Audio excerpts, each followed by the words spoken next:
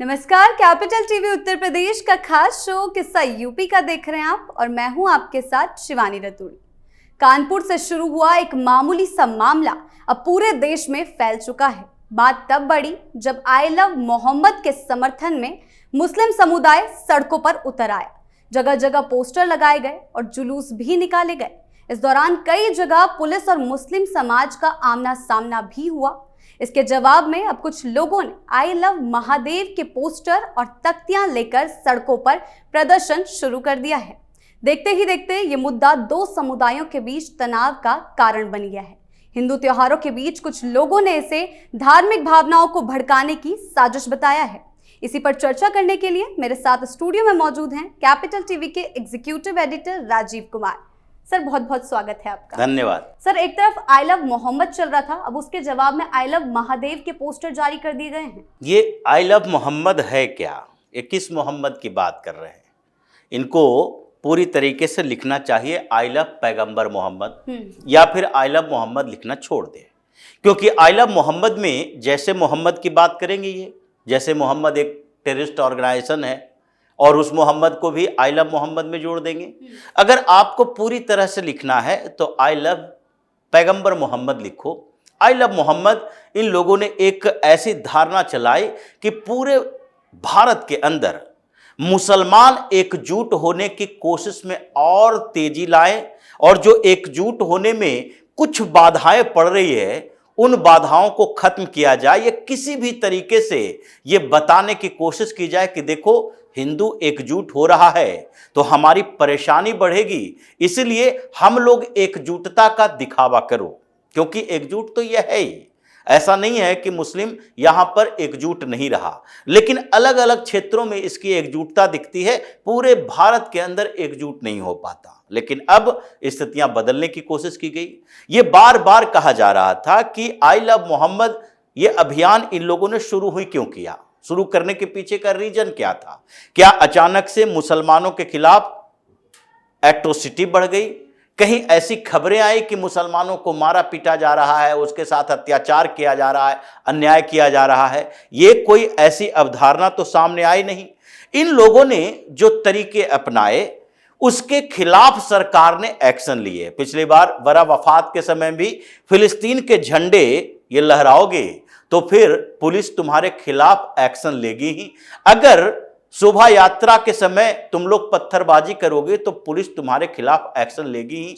और अल्लाह I love Mohammad के नाम पर अगर दुर्गा पंडालों के सामने पोस्टर जारी करोगे, पोस्टर लिखोगे, तो फिर पुलिस तुम्हारे खिलाफ कार्रवाई करेंगे ही।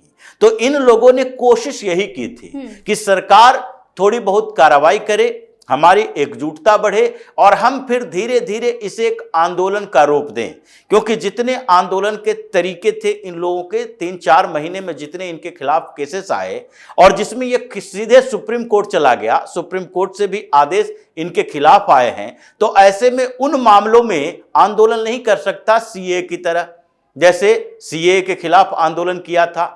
उसी के बाद जैसे नुपुर शर्मा के खिलाफ आंदोलन करने की कोशिश की थी, ये कोशिश ही हुई, ज्यादा हो नहीं पाया। तो इन लोगों ने एक नया धारणा बनाया कि अभी भारत और पाकिस्तान का संघर्ष हुआ, उस संघर्ष में मजबूरी में इन लोगों को भारत का साथ देना पड़ा। ऑपरेशन सिंदूर के बाद भी मजबूरी थी, क्योंकि पूरे देश के अंदर ये जो आज आई लव मोहम्मद की बात कर रहा है, ये ऑपरेशन सिंदूर से पहले जब पहलगाम में हिंदुओं को उसकी पहचान देख देख कर उसकी पहचान को कंफर्म करके गोली मारा गया था, तो उस समय इसके आई लव मोहम्मद कहाँ गए थे? उस समय भी आई लव मोहम्मद की बात करनी चाहिए कि हम नफरत नहीं भाईचारा फैलाते हैं, और वो जो आतंकवाद पैदा होता है ये इस्लाम के नाम पर, उस आतंकवादियों से प्रेम करते हो या नफरत करते हो, इसका प्रदर्शन करते। एकजुटता उस समय तो इनकी दिखाई नहीं पड़ी, तो इसलिए आई लव मोहम्मद का अभियान चलाने की कोशिश किया। अब कोशिश करने के बाद इनको लगा कि अब सरकार दबाव में आएगी, अब सरकार दबाव में आएगी, लेकिन सरकार दबाव में आने के बदले इनके खिलाफ एक्शन शुरू कर दिया। लेकिन इस बीच समाज में एक और अवधारणा आई कि क्या केवल इन्हीं लोगों के पास यह अधिकार है कि हम धर्म के, मजहब के आधार पर प्रोटेस्ट कर सकते हैं? क्या हिंदू केवल जाति के आधार पर प्रोटेस्ट करेगा?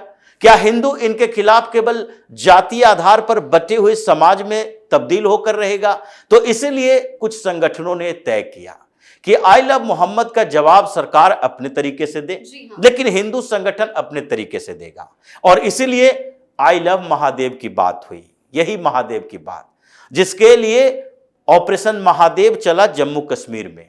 और ऑपरेशन महादेव इन्हीं आई लव मोहम्मद कहने वाले जैसे मोहम्मद और मुजाहिदीन, इंडियन मुजाहिदीन के आतंकियों के खिलाफ था। और इसीलिए आई लव महादेव का एक अभियान चला है। अब आई लव महादेव का अभियान ये तुरंत खत्म नहीं होगा। उत्तर प्रदेश में अब ये धीरे धीरे उन एरिया में भी चलेगा जहां मुसलमान दड़बे और किलाबंदी बनाकर रह रहे हैं। इसलिए अब ये अवधारणा कि हम धर्म और मजहब के नाम पर एकजुट होंगे और हिंदू जातियों के आधार पर बिखरे हुए रहेंगे, ये अवधारणा अब चलने वाली नहीं है। इसलिए अब आई लव मोहम्मद का जवाब ये आई लव महादेव से देने की जो कोशिश है, उससे इन लोगों की समस्या बढ़ी है। समस्या केवल अभियान से नहीं होती, समस्या जागरूकता से होती है, क्योंकि जागरूकता से ही कुछ और आधार निकलकर सामने आते हैं। ये समस्या इन लोगों को इसलिए हुई है कि जब पिछली बार हिंदू जागरूकता अभियान चला था तो दूसरा एक आधार निकलकर सामने आया था कि जब हम जागरूक होंगे तो दूसरे को बायकॉट का सामना भी करना चाहिए। क्योंकि जिस तरीके से पूरे भारत के अंदर इन लोगों ने एक पार्टी विशेष को अछूत बनाया इस आधार पर कि वो पार्टी हिंदुओं की बात करती है, उसके अलावा और कोई पार्टी है नहीं जो हिंदुओं की बात करती है। पहले एक पार्टी हुआ करते थे शिवसेना, यूबीटी, अभी वो भी विभाजित हो गया तो शिवसेना शिंदे ग्रुप है जो अभी भी हिंदुओं की बात करता है। लेकिन बाला साहब ठाकरे के बेटे उद्धव ठाकरे ये अब हिंदू विरोधी ही नजर आते हैं।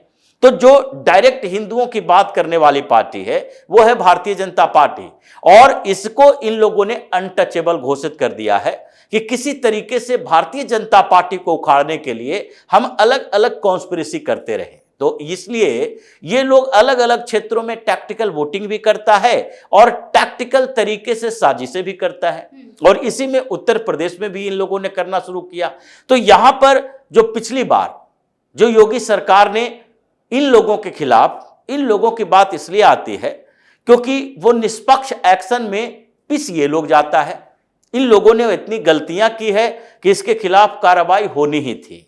तो जो कुछ समय से योगी की सरकार ने इनके उन कॉन्स्पिरेसी को तोड़ा जिसके आधार पर ये हिंदुओं के लिए आर्थिक बाइकॉट का साधन बने हुए थे, मतलब हलाल सर्टिफिकेशन।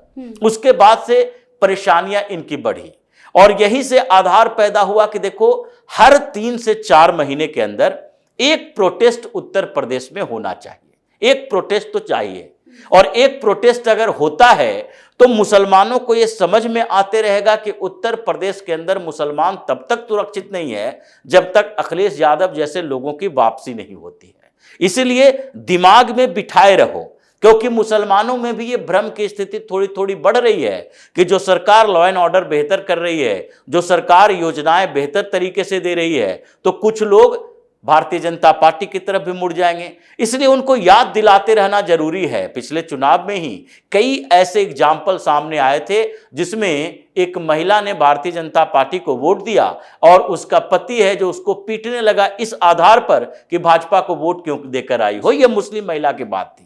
तो ये लोग हर 3-4 महीने के बाद आंदोलन करते हैं और लोगों के दिमाग में भरते हैं, मुसलमानों के दिमाग में, कि देखो ये योगी कभी आपका सहयोगी नहीं हो सकता, आप उनको सपोर्ट नहीं कर सकते। तो इसलिए अब हिंदू संगठनों ने भी माना है कि इसके प्रोटेस्ट का जवाब हम अपने प्रोटेस्ट से देंगे। इसलिए जब कांवड़ यात्रा के समय इन लोगों ने सुप्रीम कोर्ट में जाकर अर्जी लगाई तो हिंदू संगठनों ने प्रोटेस्ट किया। जब उसके बाद संभल विवाद में इन लोगों ने प्रोटेस्ट किया तो उसके खिलाफ हिंदू संगठनों ने भी प्रोटेस्ट किया। जब इन लोगों ने बाइकॉट की बात की तो हिंदू संगठनों ने भी बाइकॉट की बात की। और पिछले ये जो नवरात्र है, नव दुर्गा के समय में, इस समय भी हिंदू संगठनों ने ही मांग की कि नहीं, मांस मछली की दुकानें बंद रहेगी।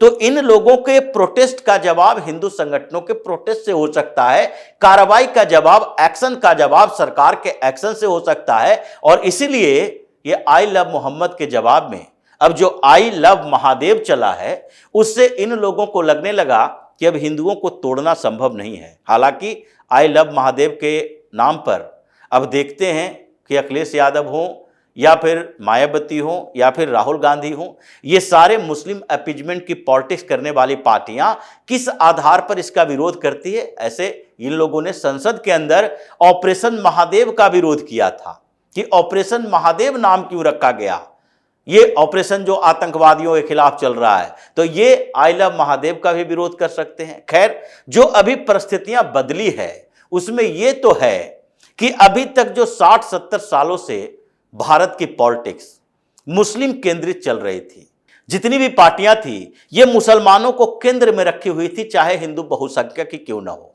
सब मुसलमानों को खुश करने वाली पॉलिसी लाती थी। वो मुसलमान अब राजनीति के केंद्र से बाहर होता दिखाई पड़ रहा है और हिंदू जो कि बार बार प्रताड़ित ही होते रहे बहुसंख्यक होने के बावजूद भी, अब उनके अंदर यह भावना जाग रही है कि अगर हम लोग एकजुट होंगे तो सारी पार्टियां धीरे धीरे, अभी तो भारतीय जनता पार्टी की बात है, कुछ समय के बाद जो मुस्लिम अपीजमेंट की पॉलिटिक्स करने वाली पार्टियां हैं वो भी मजबूरी में हिंदुत्व की बात करेगी, मुस्लिम अपीजमेंट की बात नहीं करेगी। अगर हिंदू एकजुट होता है तो यही अवधारणा अभी उत्तर प्रदेश में चल रही है और इसी को आगे बढ़ाया जाएगा। हिंदू संगठन अभी एक्टिव हैं और इन लोगों के हर उस अभियान का जवाब देने के लिए तैयार है जो ये आगे चलाने वाला है। जी सर, बहुत बहुत धन्यवाद आपका इन तमाम जानकारियों के लिए। धन्यवाद। फिलहाल स्थिति तनावपूर्ण बनी हुई है, लेकिन प्रशासन हालत पर नजर बनाए हुए है। लोगों से अफवाहों पर ध्यान न देने और शांति बनाए रखने की अपील की गई है। सरकार का कहना है कि कानून व्यवस्था को बिगाड़ने की कोशिश करने वालों के खिलाफ सख्त कार्रवाई की जाएगी। अब आगे इस मामले में क्या कुछ होता है ये देखने वाली बात होगी। आपकी इस बारे में क्या राय है हमें कमेंट सेक्शन में जरूर बताएं। वीडियो को लाइक कीजिए, शेयर कीजिए और चैनल को सब्सक्राइब करना ना भूलें। धन्यवाद।